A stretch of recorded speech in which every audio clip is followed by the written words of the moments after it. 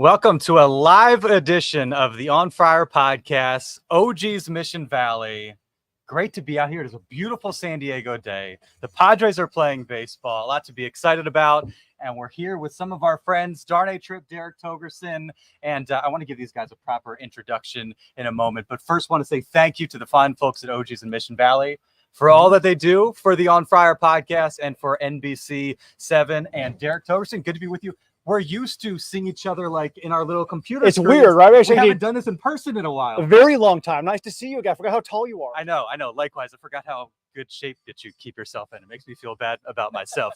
So it's wonderful to be here with you, and wonderful to be here with two of our favorite guests on the On Friar podcast. Fans of the podcast for sure. We'll start with the gentleman to our right. 7 years in Major League Baseball, 2 with the Padres. In 2019, he had a higher batting average than Will Myers, the second highest OBP on the team, better fielding percentage at third than Manny Machado, better fielding percentage at short than Fernando Tatis Jr. So he was the best infielder on the Padres in 2019. I think it's pretty clear. Valhalla grad, Greg Garcia with us again. Right. Good to be with you, Greg. Yeah. How are you? I'm great.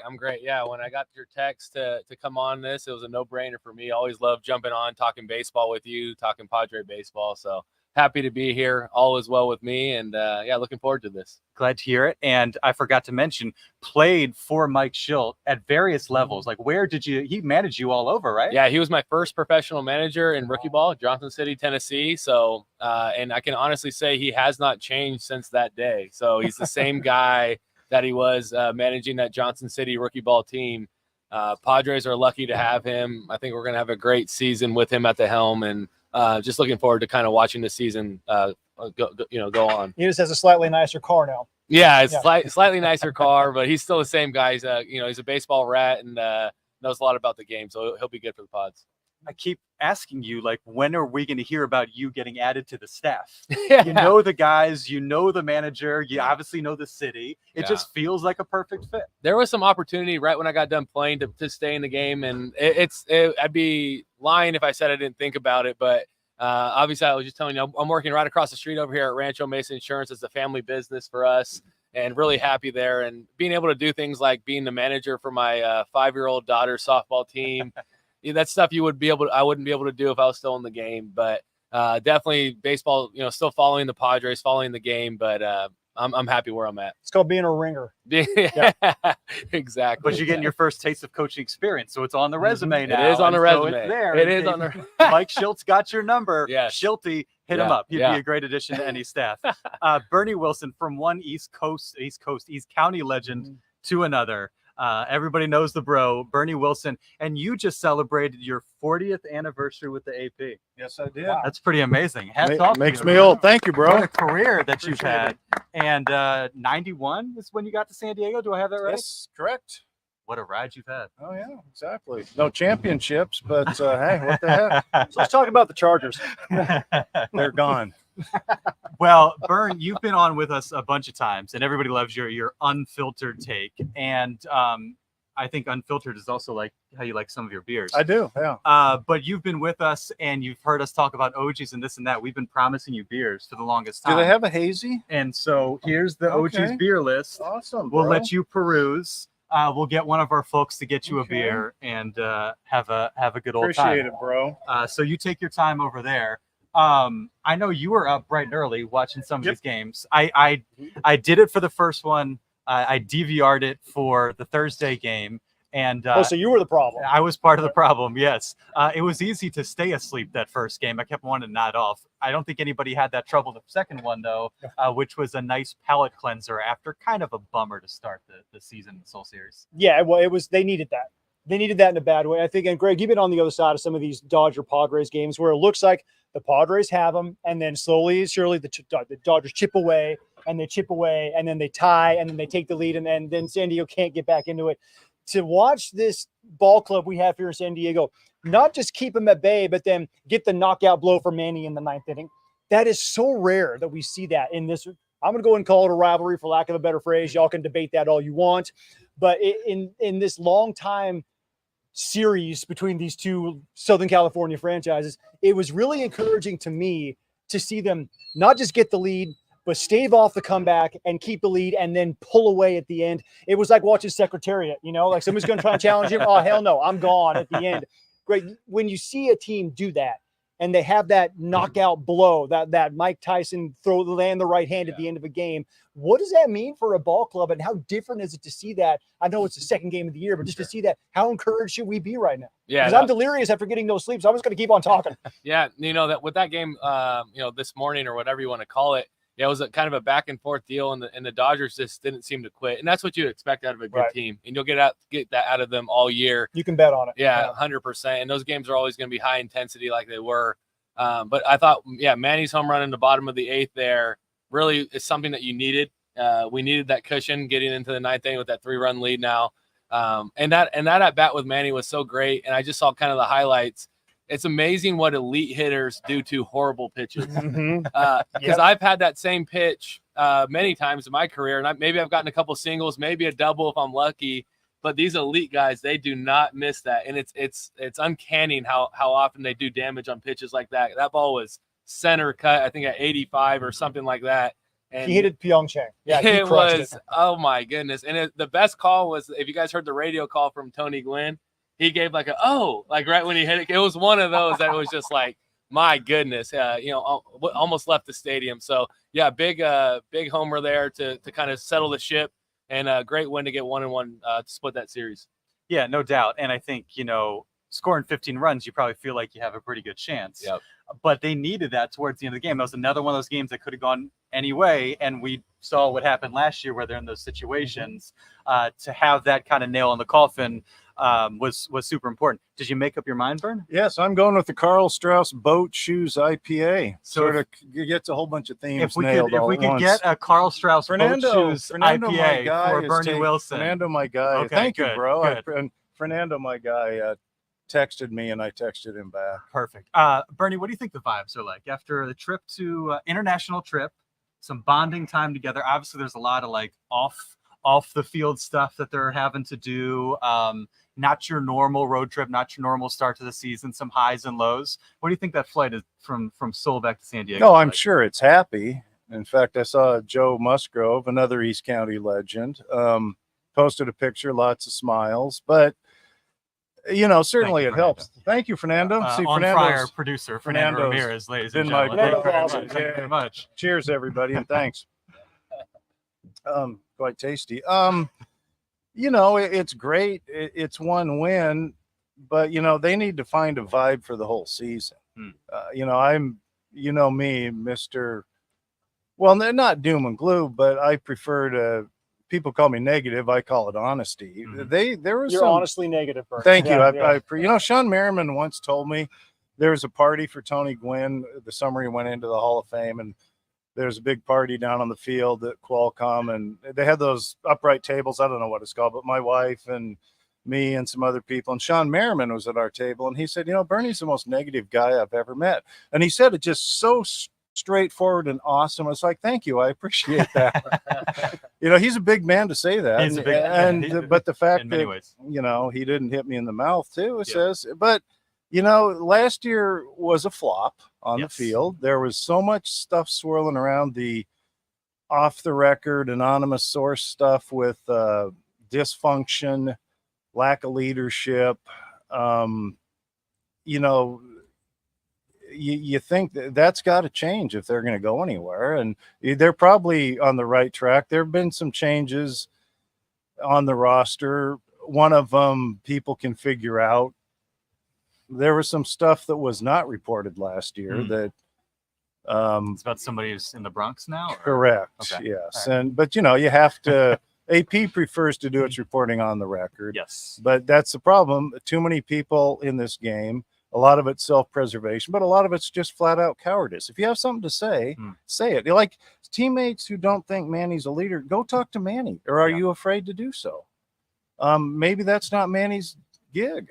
I don't know, but you might be able to offer some insight just in those dynamics, especially when you have a big personality like Manny Machado. Yeah, my 2 years playing with Manny, for me, he was a leader of our team for sure. He was a guy that was getting to the field early, working hard, always offering his knowledge of the game. So when I hear some of the stories come out about him, it carries no weight with with myself, or if you talk to any of his former teammates, because he was brought up in the game right. He got brought up by Adam Jones, Nick Markakis, Buck Showalter. Buck. Yeah. He got taught the game the right way, and I think he gets kind of labeled sometimes unfairly, really. So my interaction with Manny has always been positive. He's a gamer. He's always out there grinding, and he wants to win for San Diego just as bad as anybody. So yeah. So yeah, but they've got to get past that stuff, and as far as the overall vibe, with the unfortunate passing of Peter Seidler, it seems to be a little more corporate than family owned all of a sudden, which there's still his vision, there's still family ownership, but they seem to be more. It's like more into concert promotion than baseball. So it's like, hey, it's another revenue Gotta stream. make some money. Well, It's that's another exactly it. But it's like whatever. Yeah. So but they're not getting the ones. They're not getting the Stones or Pearl Jam. So we still have to drive to LA for that. So get with it, Group Dog, if you're listening.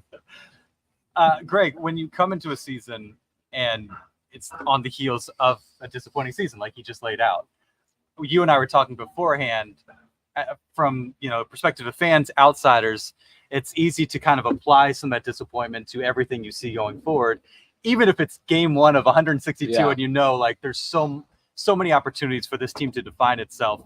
How do you feel that as a player in the clubhouse? Like, is it easy to leave that in the past, or does some of that stuff maybe kind of linger in the clubhouse more than you would think? I think it's such a new team. There's a lot of similar players from last year's team, but at the same time, there's a lot of big pieces that left as well. So it almost feels like a new team, even though there really wasn't all that much turnover. A lot of key players left. But I think it being kind of a new season, new team, I think it's kind of a clean slate. And I feel like that's how kind of the players are treating it. I've not talked to any of them personally, so I'm speaking kind of out of turn here. But that's just knowing some of those guys, I would say they're treating this as a clean slate.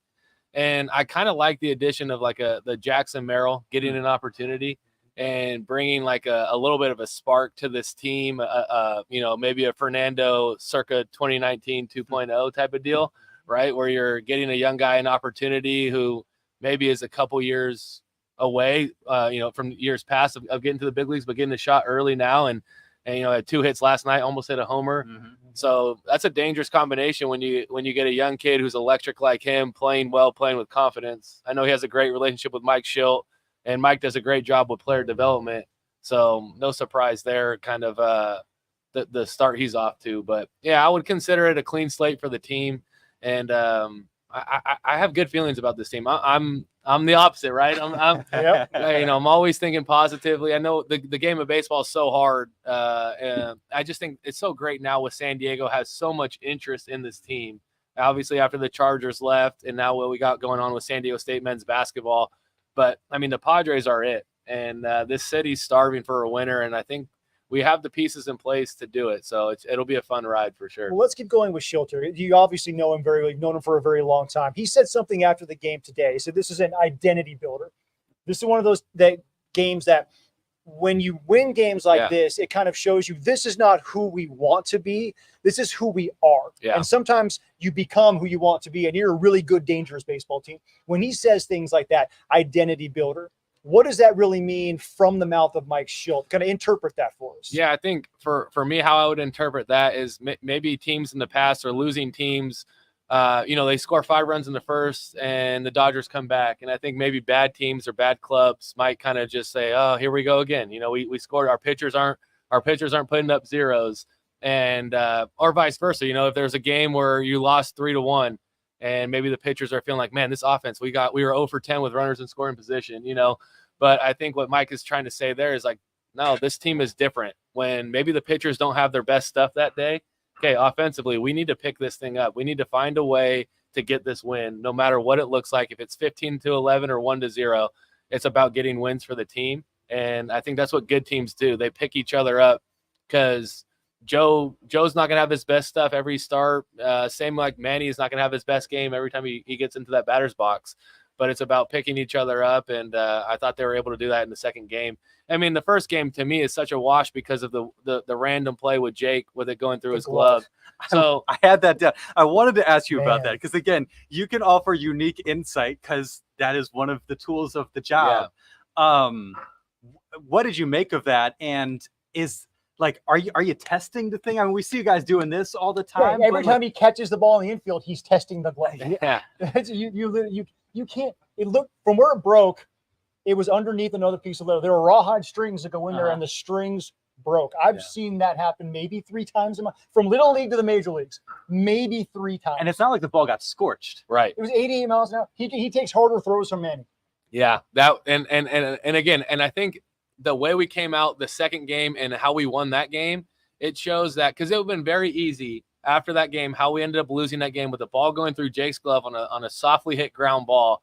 Like, are we cursed again? Like, is this really happening again? And then you see how that second game went. We got 5 in the first, and now the Dodgers answer back. So now it's like, oh, yeah, this is the same old thing. But I think going back to Shilt's quote, it's like, no. Let's nip that in the butt right now. This is not what this team's about. This team is about getting wins, whether it's 15-11, like I said, 3-1, 10-0. We're about getting wins. And I think super encouraging to split that series against a really, really good team. When was the last time you had a glove break in game? In game, nothing. I've had strings break in game, but never a ball go through. I've had that happen before. I know Jake, I think he uses the same glove during practice, because that's how I was too. I wanted to always kind of use my game glove and try to take good care of it. I wasn't a guy that had new gloves every year. You would get them, but I just would never use them. I had one for probably 4 years. But yeah, kind of such a random play and such kind of it was easy to go back to, is this how this is going to go again?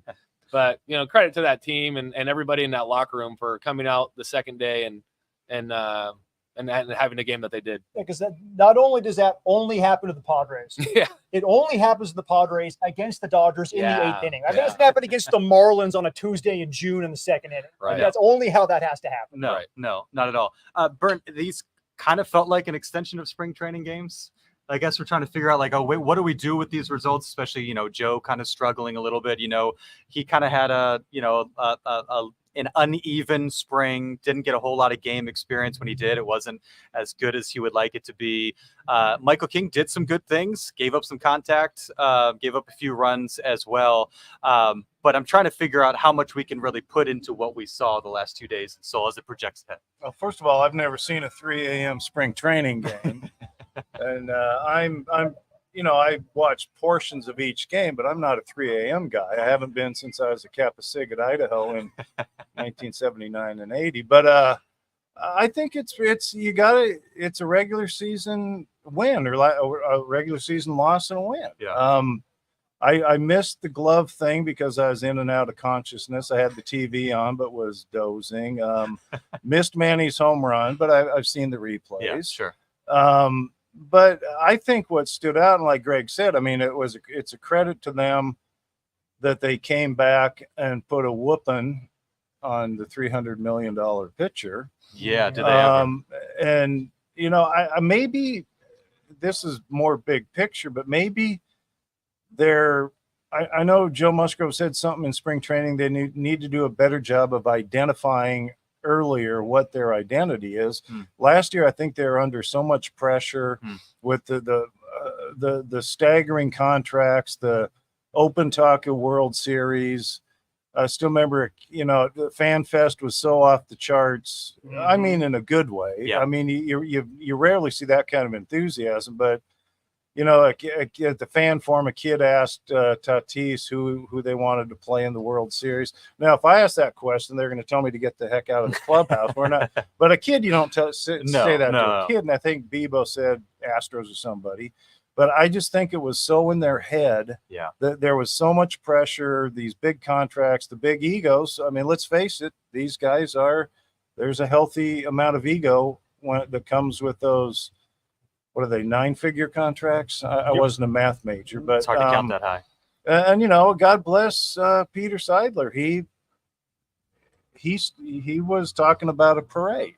Yeah. He wanted a parade, and he was eager to spend that. And But maybe now the pressure's off because they were a flop. There's no other word to use. Yeah. When you talk openly of a World Series and you don't even get a wild card, you're a flop. Yeah.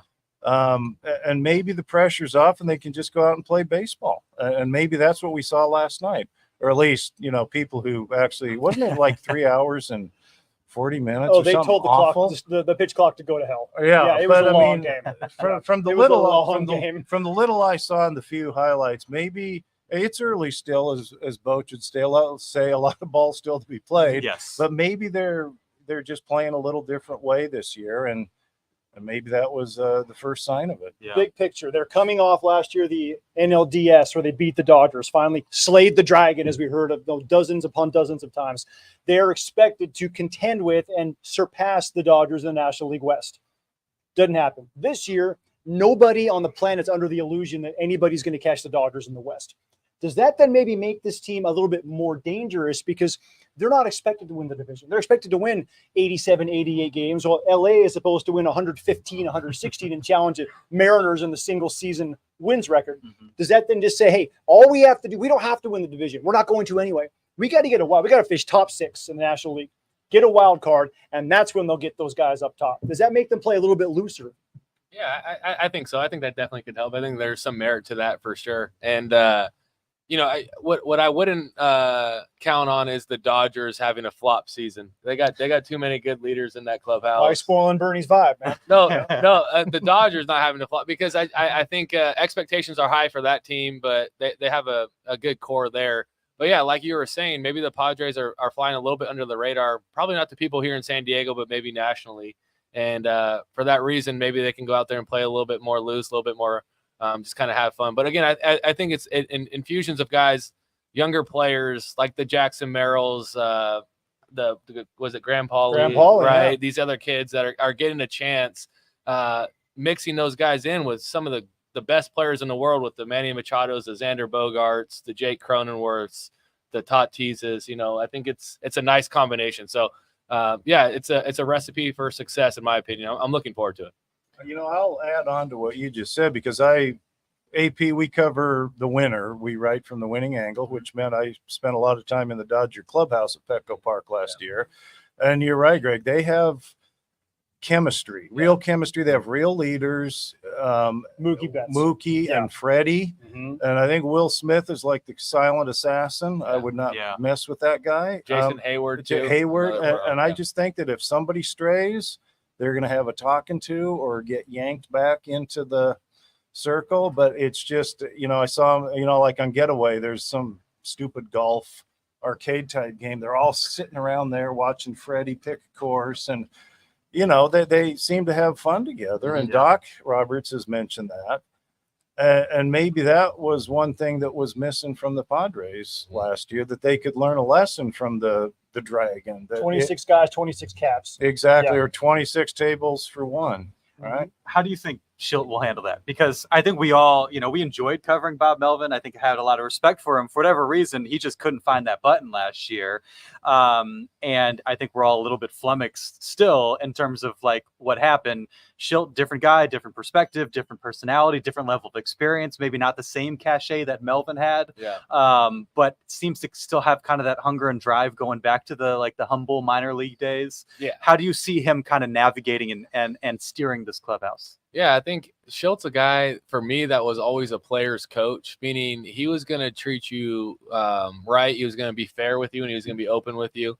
And all Mike Shildt expects out of his players is to go and play hard. And I think sometimes that can get lost at the major league level because guys get comfortable. They've been doing it for a long time. They're superstars. But Mike really will not put up with that, especially when you're not winning games. And is he going to air somebody out in front of somebody? No, absolutely not. It'll all be done professionally. But I don't see that even being an issue with the guys they have in that clubhouse. There's nobody I can think of that would happen. But with Mike, you just know what to expect. And all he is expecting, like I said, is just for that team to go out there and play hard and have some fun while they're doing it. And I think all the chemistry stuff will have to come from player to player and the leaders in that clubhouse. And I know guys like Joe Musgrove and Manny will do a great job with that clubhouse and getting guys, doing some things off the field. That COVID year that we had in 2020, my last season with the Padres, if you look at our team on paper compared to the 2023 team or even the 24 team, really wasn't even comparable. But because of COVID, we had to spend a lot of time with each other. There was no going out. It was, all right, hey, it's your teammates and your teammates' families as well. So we got to know each other's families, wives, kids, things like that. And we built some chemistry, and we made a really good run. And, we had some bad luck injuries there at the end, losing to the Dodgers. But I think that does play into it, having that team chemistry. Every year when I was with St. Louis, we were always really close with one another, pulling for one another. Not to say that they weren't doing that last year. I can't speak on that. But to your point, team chemistry absolutely plays a huge role in success. You know what I already love about Mike Shildt? What? He'll ask his closer to get 4 outs. Yeah, there you go. I mean, seriously, Well, I I think they asked last year. he will make his closer go out and get 4 There outs. we go. I was so happy seeing I more than I should have been in game 2 of the season. Yeah. But here comes Mookie Betts. The tying run is on.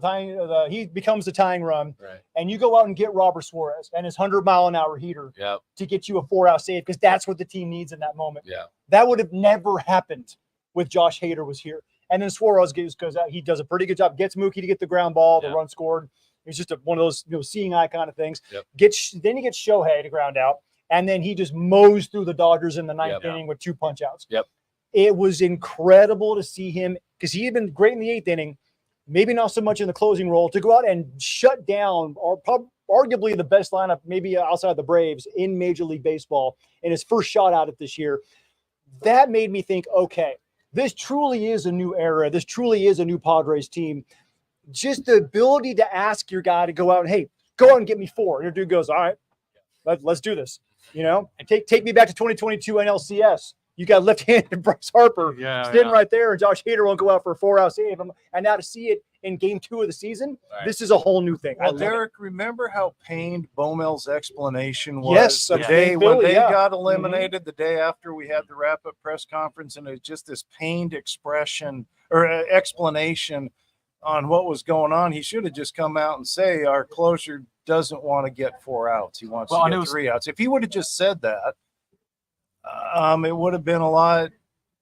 I know it's throwing your guy under the bus, but it was just such a pained explanation. Like, dude, tell us the truth. But now it all makes sense that Hader didn't want to go 4 outs, and Bob Suarez gave up a massive jack to Bryce Harper. And Bryce Harper's gotten a lot of people. Yeah.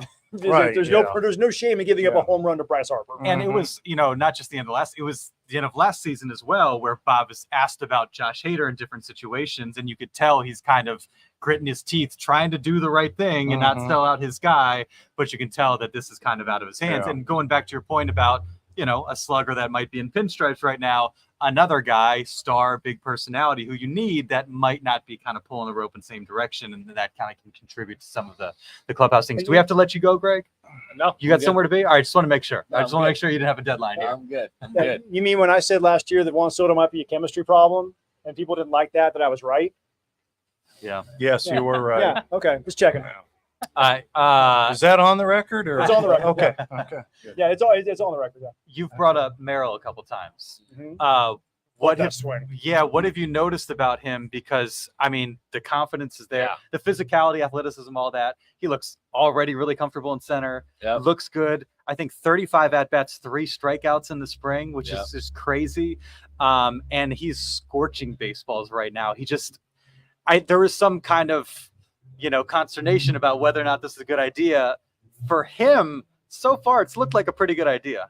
Yeah, I think I haven't been following it, so closely every day, but the little blips I've got from Jackson Merrill is I'm seeing confidence. I'm not seeing a kid who's scared of the major leagues. He wants to be in that spot, and that's where you got to give credit to the veterans in that clubhouse, because I think maybe 5 to 7 years ago, that's a different mindset. Some of these vets, when these rookies come up, try to make them feel a little bit less comfortable, and then they get a little bit tight and maybe don't play as well. But I think what the Padres are doing with Jackson is saying, hey, man, is he 20 or what? How old is he? 20. Hey, 20 so years old. you're 20 years old. You barely played above AA, but we need you to win. And that's what we're about here. So do your thing, be who you are as a player, respect the veterans and all that. And I know they do a great job policing it in that clubhouse, but go ahead and play your game. And couple of the quotes I've gotten from Jackson, he's talked about. I like how he talks about how he owns his at bats, something along those lines. He had that homer off of Zach Gallen, I think, in spring training. Yep. They interviewed him after the game, and he said something like that, like no disrespect to Zach Gallen, but I own these at bats. And for a 20-year-old to say that, man, that's great. That's what you want to hear. And with hitting being so difficult, I was very impressed with that. So. And I know Mike Shildt loves this guy, and I know they've spent some time in the minor leagues in previous years. I know he's poured into to Jackson, so I think all signs are pointing to this is a good look for the Padres. And Bernie, we've had some quotable Padres over the years. Mm-hmm. Do you recall a 20-year-old rookie coming in and being able to give us some copy like that? Because I can't come up with one. No, I can't either. Yeah.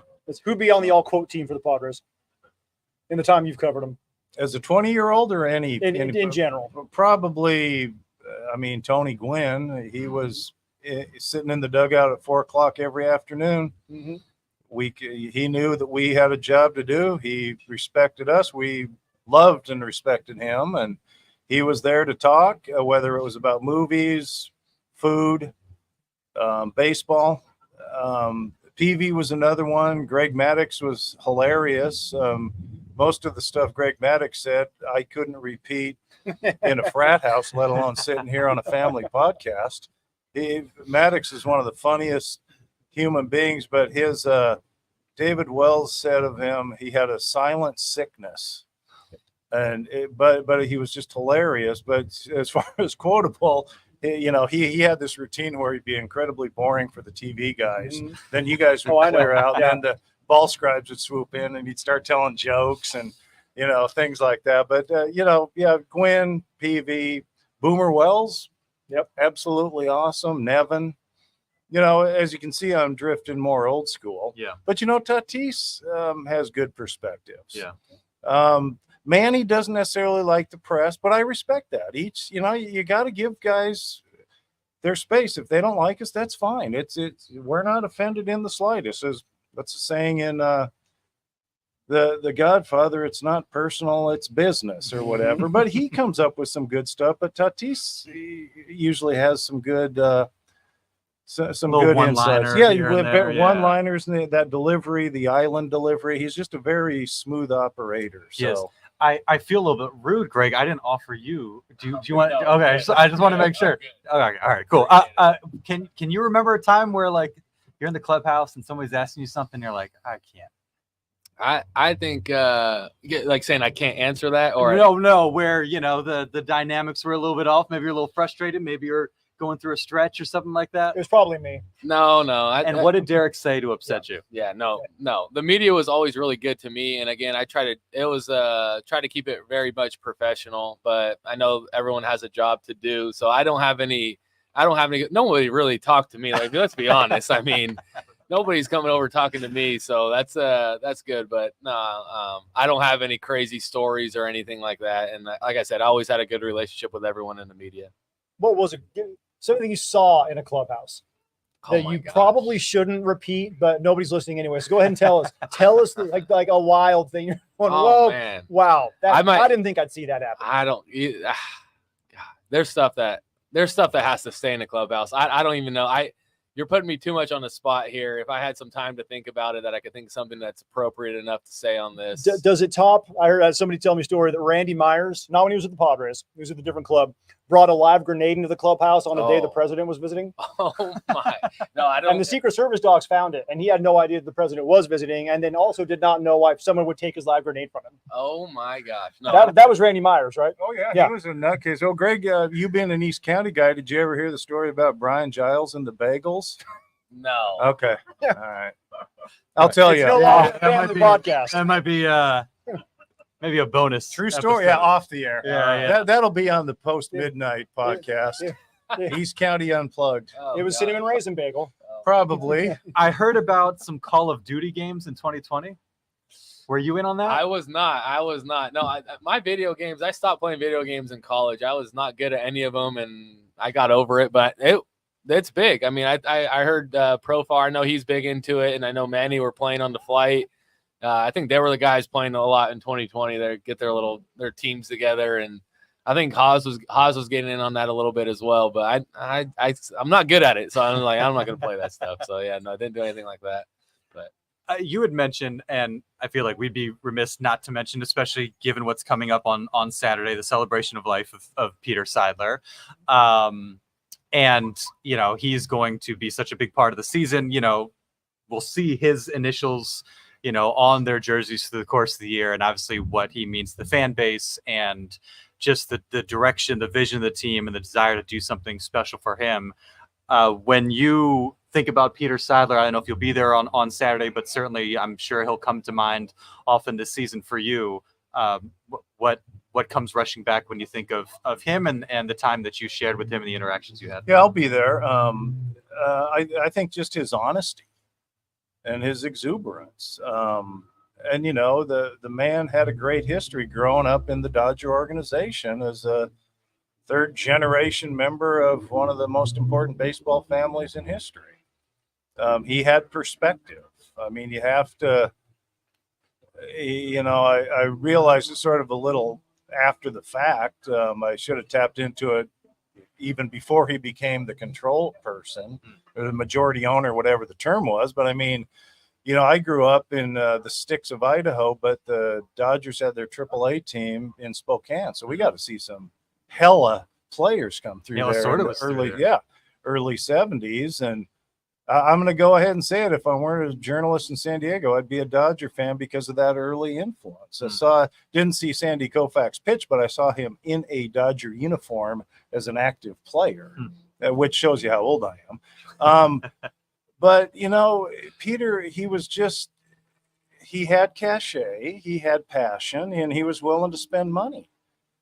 He did desperately want a championship for San Diego, and I asked him if he had a bunch of Dodger stuff still, and he said, if I do, it's in the basement.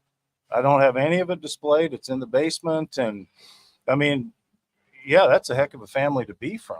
Yeah. But just his honesty and his openness. I once, after they fired Mike D and never said why, I did a story on who was going to replace Mike D, and it was a phone interview, and Peter thought it was off the record.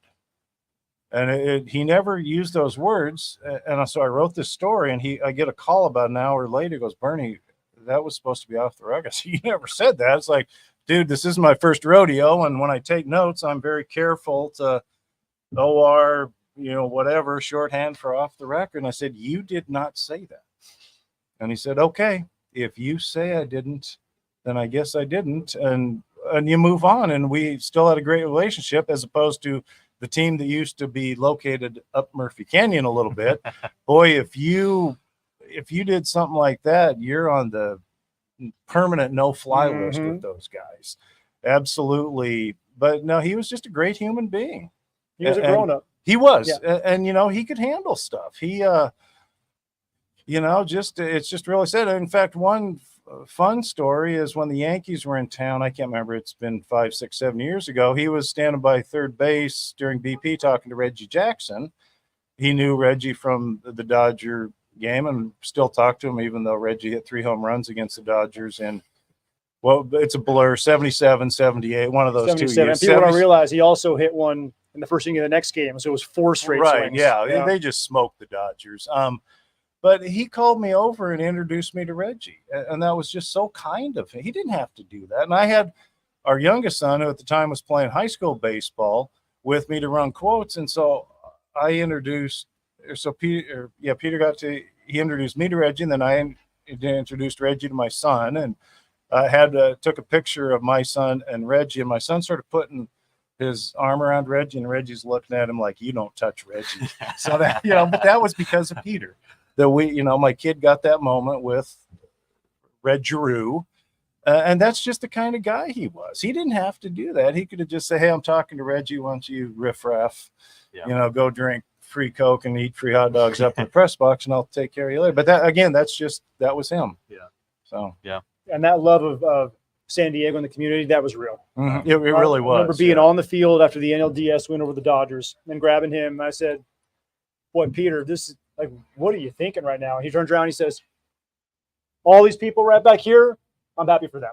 Yeah. And he completely meant, he's like, he did everything he did here for all of us, which was incredible, just incredible. Yeah. And you kind of referenced it. It was Ron Fowler that was kind of when you were there in 2019, 2020. I'm sure you still When had heads were rolling. Yeah. When heads were about to roll after 2019, they bring in Jay Stingler. But surely you had some time around him, and then just kind of being from here, being in the community, seeing his impact and all that. What comes to mind for you? Yeah, I got a fun story from Peter. Is the Padres, they do a great job with their alumni, inviting them to different events. So throughout the year, they'll invite us, me and my wife, to the owner's box to go watch a game, 6 or 7 times a year, and it's great, and we enjoy it. And this was last season. We went to a game, and Peter was up there.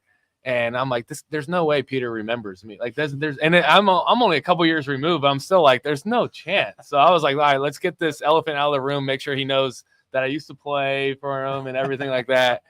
And I go up to him and go, hey, Mr. Seidler, it's Greg. And he stops me. He goes, Greg, how you do? Where's Hannah? How are the kids? Wow. Does that whole number. And I was just like, wow, dude, like you care. You actually care, and that's the vibe everybody got from him. Everything that everybody said up here, I echo completely. And what he did for the city of San Diego, just trying to put a winning product on the field was amazing. And just an amazing human being first and foremost. He was just he'll be sorely missed for sure. And I know that'll be a nice event on Saturday for sure. So we're all going to try and win for Peter this year. Yeah. Let's bring this back to what's on the field. What's the number one thing they have to do to win for Peter this year? Me first? You first. Oh man, I think Darnay, you first. I would say, just stay together as a team. I mean, like similar to kind of what we've already talked about, is just picking each other up. When the offense isn't clicking, hey, pitchers go out there and get some zeros. Vice versa, if the pitching's having a tough day, somebody on offense kind of carry the load. Complimentary baseball again. And the other thing too would be like somebody makes an error in the field. Don't let that spiral. Like if I'm the pitcher, they got to be like, okay, you whatever, Crony, you made an error. I'm gonna get this next guy out. In your glove. Yeah. But just picking each other up and not letting things snowball. Minimizing damage and just staying together as a team. I think is key for us, and I like our chances. I think you're not gonna. I jotted down what everybody did today, and it's just like it's video game numbers. You're not gonna expect that from one game to the next. But the fact that they got contributions up and down the lineup, and I was just looking at it just out of curiosity, Campusano, Wade, Merrill combined for 7 hits. Yeah. I mean, how often do you get that out of your 7, 8, 9 guys when that was, you got through the heart of the order in previous seasons? Certainly last year, we were like, well, can we really expect anything until we turn this thing over? Yep. And, on top of that, you had the struggles of Bogaerts, Soto to start the year, Manny, Tatis throughout the year.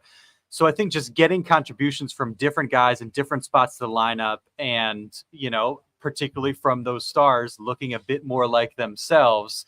I don't think, Tatis and Machado and Bogaerts don't need to have 1,000 OPS seasons. Right. But if they're a little bit close to themselves, Campusano continues the trajectory that he's on, Jackson Merrill continues to do what he does, Cronenworth is a bit more consistent at the plate, then it takes pressure off the staff. You're going to come away with some of those close type games like they did today. And I think just look like a more functional baseball team that plays to the level that they should. I've been super impressed with Campusano his first 2 games, especially in game 2, couple of doubles, another knock. And he's getting hits. The first game, base load, nobody out, grounds in the double play. They threw him, cutter outside. He tried to pull it. What's do the next game? He expecting the cutter. Now the Dodgers threw it in, but he's looking for that pitch. Right. Once you do, he yanks 2 of them down the line for doubles. Like he's making adjustments in real time. And remember, he's only 25 years old still. Right. He's still basically a kid. Right. For him to process and continue to get better at the plate, and then obviously handle the pitching staff pretty well. That guy's going to be hopefully really, really good this year. Because last year he would have been good the whole year if that fluke thumb injury hadn't happened. Right. I'm liking what I'm seeing behind the plate right now. He debuted and you were around, right? Funny story about Campy. The first time I ever met that guy, we were in spring training. I think it was 2019 it was 2019, I think. And he was in big league camp.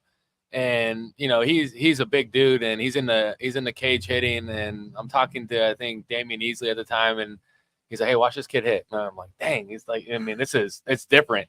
He goes, you know what size bat he's swinging? I was like, what? He was swinging a 40-ounce bat. Most bats, I don't know if he's still doing it, but he swung a 40-ounce bat all in the Arizona Fall League. I think he was like league MVP or something like that. And I picked up his bat. Most bats, I think my bat was like 31 ounces. So he had like 9 more ounces on it. Never heard of a 40-ounce bat. And he was swinging it like it was a 31-ounce bat. That's like Babe Ruth level stuff. Dude, it was next. I mean, that's when I was like, this guy's next level. So you can just see he's imposing figure. He's very strong. But that explains why he chokes up so much. I was going to say. But choking up 3 inches on that. I don't know if he's still using that. I have no idea. But I remember that story. You could ask him about that. And maybe it's a tall tale. I don't know. But they got me if it is. I mean, I was like, man, this is. So maybe there's like some guys. Well, I've seen Edgar Martinez would take batting practice. Yeah, with a donut heavier right? bat. Yeah. He said there was VP thing maybe, and that's what it was. It was a training bat, but he used it during the game, which is like unheard of to do. So I don't know. He's a strong dude. Oh no! If there's anybody that can do it, it's put Campy. together. He's built. So yeah, ask him about that. I'd like to hear that story. So if someone gets in there, ask him about that one. I do wonder why he chokes up so much, and that would make sense. That would counter out the extra weight. Exactly. Barry Bonds did the exact same thing. Barry Bonds swung like a 38-ounce bat. Yeah. And he would always choke up. He'd tape the hell out of the bottom Right. of it and then choke up on it because that kind of counteracts the weight, allows you. Now, again, he was also taking horse pills. But you're able to get more of the bat, and it's thicker. You don't have as much of a problem. Bigger sweet spot. Don't break it as often. But that's what you have to be very strong to do that. Yeah, it's very strong. Very strong. Horse pills will do that, bro. He was getting his stuff from Bob Baffert. Well, yes. Bring it all around. Allegedly, sorry, Fernando. Allegedly. Thank you. Bernie, what do the Padres need to do to avoid stories featuring anonymous reporting about clubhouse dynamics and what's wrong with the club and all that? I'm on Al Davis. Just win, baby. I'm going to dive deep and say bring back the piñata and the ice cream in the press box. They did bring that back to their credit, and the sombrero. Show some. I like the personality. Some people don't like that, but the Tatis influence on this team is unmistakable, and I think can go a long way, especially after the season he had last year. But yeah, play with some flair, and as Mike McCoy would say, each game you got to score at least one more run than the other team, and then you have to finish at least one more game ahead of the team behind you. But and play more like they did last night than they did most of last season. Yeah, it's funny how just the tone and the attitude of the team just feels, this one in particular, just so drastically different from when they have it going to kind of when they're struggling. Is there like a secret to kind of keeping that consistent and not having such peaks and valleys? Because watching this team, especially last year, it was like it could be stark. Yeah, no, I don't think there's any secret. I think these guys have put the work in. They've worked in the off season. They're almost through spring training. I'm concerned for them right now of this lull week that they have, right? Because baseball players, we're creatures of habit. We like to get into the grind of the season and just kind of put our heads down and just kind of connect with each other and let's go play some baseball. They played 2 basically playoff games, and now they have a week. And I know they're playing a couple exhibitions, but it's going to be the longest week ever for those guys. I know it. And they're just like, where is Thursday at? Where are the Giants? Let's go back to playing meaningful baseball. So they just need to stay together this week. And don't forget how they played in Seoul and the good that they got from that series. But it is going to be a long week, I think, for the team. So they need to really make sure they're mindful of that. That reminds me of something Blake Snell just said. He goes to his introductory press conference with the Giants, and someone asked him about the political aspect of San Francisco, which apparently has come up in other free agents going there. It's a very, very different political type of city. So they asked him if that was a contributing factor at all, if he had any opinion on it. He says, I don't really care where I play. I don't care where I play. I just want is the clubhouse cool? Because I'm doing my baseball, everything. Like the city, that's it for my significant other. She has to live there. And I'm like, way to endear yourself to your new fan base. Exactly. That's fantastic. Well done there. There you go. There, Snellzilla. So you're a San Diego guy who got to play for your hometown team. You got to go to St. Louis, one of the most loyal fan bases you will ever find. You went back there as a Padre and got an ovation. Yeah. Right? Yeah. Would you ever dream of saying, I really don't care where I'm living or who I'm playing for. I just want to be in the clubhouse because they had a big TV. Yeah, I don't think I would say that. But like you said, I was fortunate enough to play in 2 great cities, St. Louis, and then obviously I watched games at Petco. I watched Cleo Green out there and then to play there. The 2 seasons here in San Diego will they were so special to me. And I'm so thankful for that opportunity that I got. So yeah, no, those words wouldn't come out of my mouth, but I was able to play in two pretty fantastic cities that were meaningful to me. Yeah, but even if you go to San Francisco, yeah, you'd be like, I really don't care. You'd be like, you know what? I've come here as a visitor, and it's always been a great vibe. You'd say something, even if you don't believe it. You'd have the wherewithal to lie to them. I guess it's the honesty, right? Isn't that what you're looking for from the media? You like that? I mean, I guess it's. And you know that whole take is just so stupid because there's a big row of apartments right across from whatever they call that ballpark, AT&T or Oracle. There's I think Bochy lived across the street. Clay Thompson of the Warriors, I saw a video of him driving his boat into the city. When Renee Latchman managed the Mariners in the early 80s, he lived in the clubhouse. I was over there to do a story once, and, he had a couple of cases of beer stacked up by his desk, and he slept in the clubhouse. It really doesn't matter, but you do appreciate honesty. So. Yeah. We should mention, Snell and Melvin are coming back to town, as we look ahead to kind of the bulk of the season starting. When you face the Giants, division rival, all that, that's going to play into it. But a little bit more, given that Cy Young winner is coming back. He's not going to pitch this series. No, I'm just saying he's going to be around. Extended spring for him. Yeah, for sure. It's going to take him a little time.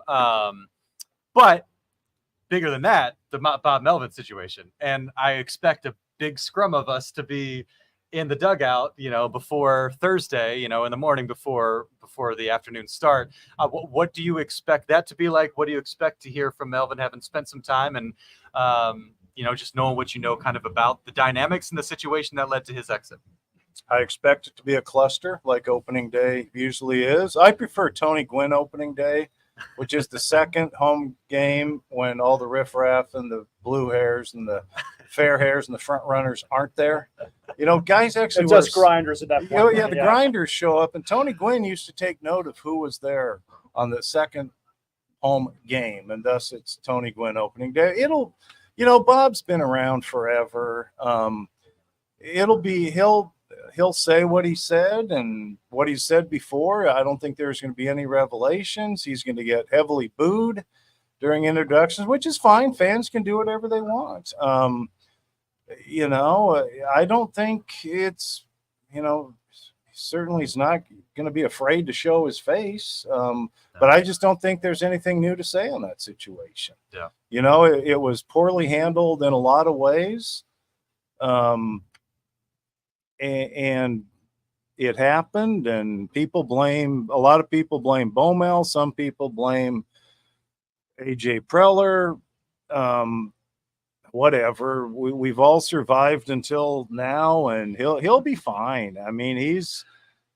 He like I said, he's been around a long time. He used to see the concerts on the Green in Oakland in the late 70s. That's my kind of guy. And go ahead and Padre fans boo me for backing Bomel, but he probably saw Zeppelin, and he didn't see the Clash because he was already playing pro ball by the time they blew through town. But I like Bomel an awful lot, and he was good to us. And we don't boo the manager; we cover the manager. Right. So, but fans can do whatever they want. But I just don't think it's going to be anything new. Yeah. Well, now I'm going to boo him because he got to see Led Zeppelin and I didn't.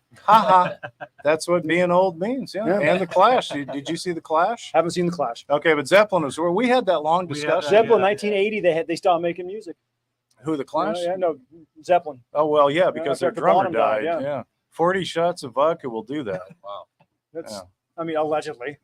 There's no allegedly about Bonzo. It might have even been 45, but no, that was awesome. That's one benefit of being old. And we had a heck of a discussion on one of these pods on Stones versus Zeppelin, and it all came around to Zeppelin. You can find that on the On Friar feed Ramble somewhere. on. Yeah. Well, because if Zeppelin had the longevity the Stones had, it's not even a question. No, you're correct. You got a take on this, Greg? I got no take on this. What's on your Spotify right now? Oh my gosh! I think whatever my daughters are listening music, to. Yeah. What's the newest song? I don't know. How old are they? I got a 5-year-old Olivia and Natalie's 2. She's about to turn 3 in April. So yeah, whatever they like to listen to. I'm up for whatever. Yeah. We'll give you the last word, Greg. As you look ahead to this season, what has you most excited, most curious? You've talked about Murrow. There's so many potential storylines with this team.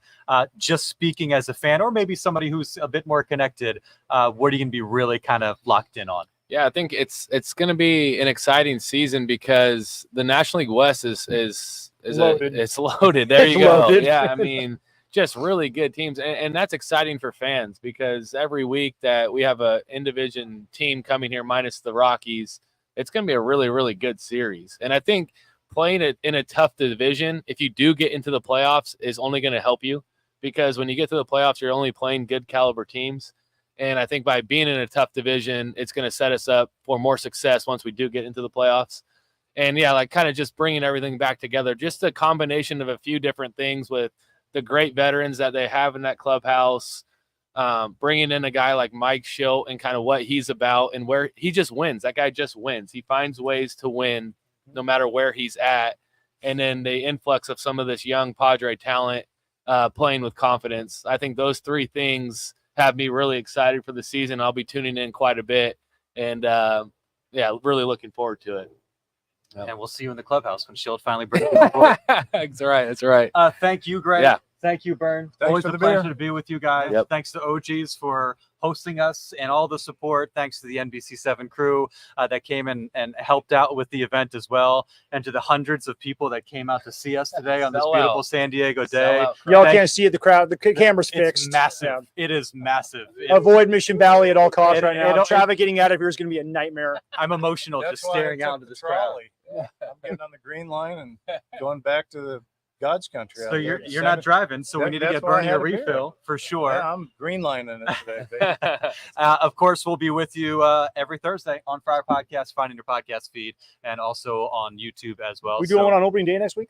We're going to do one on opening day. We need to figure that. We've got a lot going on between now and opening day. Yes, we but do. There will be a podcast in your feed wrapping up opening day, and we will look forward to seeing you then and there. Thanks, everybody.